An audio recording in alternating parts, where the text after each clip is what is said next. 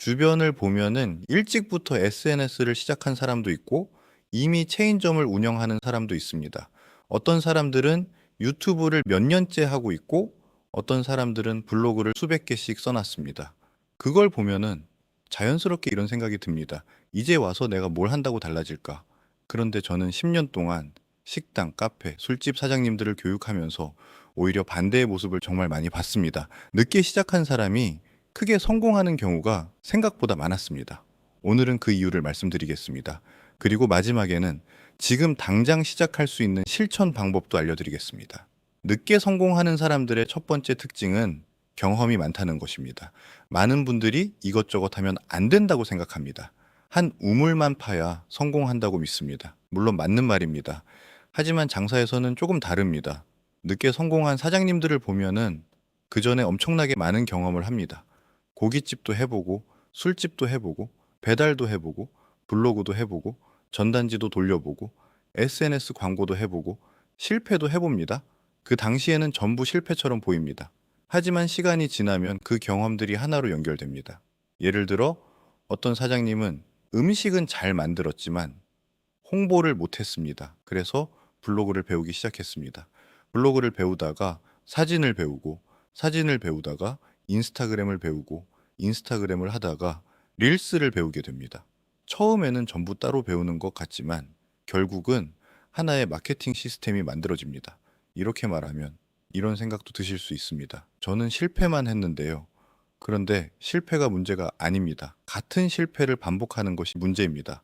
경험을 자산으로 만드는 사람은 결국 경쟁력이 생깁니다. 두 번째 특징은 포기하지 않는 사람입니다. 사실 장사는 재능보다 생존력이 중요합니다.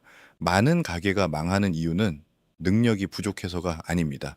손님이 조금 줄어들면은 광고를 멈추고 블로그를 몇 번 쓰다가 그만두고 인스타그램을 열을 하다가 효과가 없다고 포기합니다.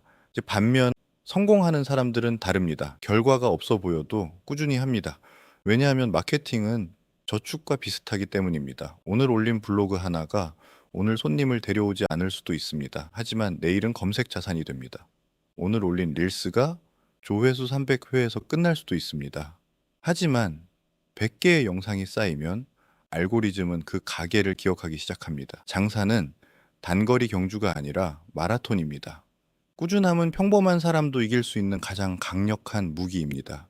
세 번째 특징은 사람이 많습니다. 여기서 말하는 사람은 친구 숫자가 아닙니다. 좋은 관계를 만들어 놓은 사람입니다.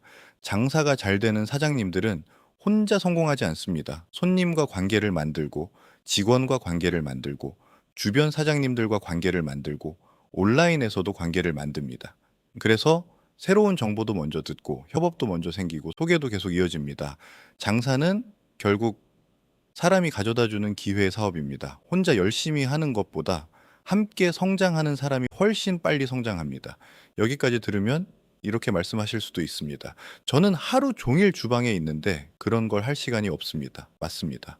그래서 거창하게 시작하면 안 됩니다. 성공한 사장님들은 작은 행동을 꾸준히 합니다. 매일 한 개의 사진, 매일 한 개의 후기, 매일 한 번의 고객 인사, 이런 작은 행동이 다음 달에는 엄청난 차이를 만듭니다. 반대로 아무것도 하지 않으면 시간이 해결해 주지 않습니다. 시간은 장사를 키워주는 것이 아니라 잘못된 방식을 더 오래 반복하게 만들 뿐입니다. 그럼 오늘부터 무엇을 하면 될까요? 첫 번째, 오늘 고객에게 사진을 찍거나 후기를 요청해 보십시오. 리뷰는 광고보다 오래 남는 자산입니다.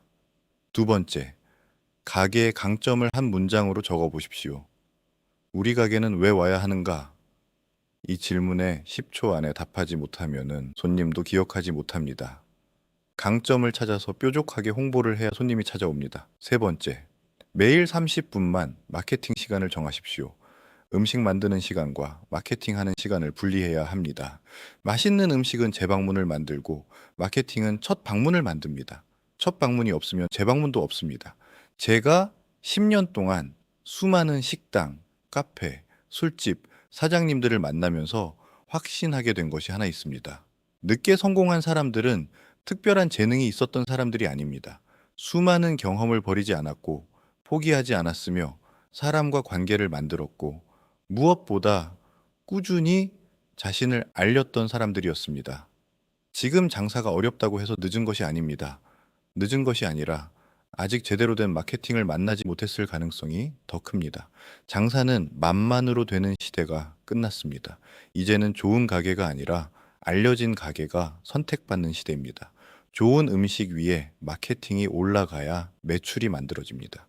만약 지금도 손님이 줄고 있고 무엇부터 해야 할지 모르겠다면 혼자 고민하지 마십시오.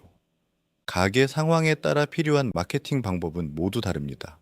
고정 댓글 링크를 통해 1대1 문의를 남겨주시면 사장님의 업종과 상황에 맞는 가장 빠르게 매출 올리는 방법을 알려드리겠습니다. 장사는 늦게 시작해도 괜찮습니다.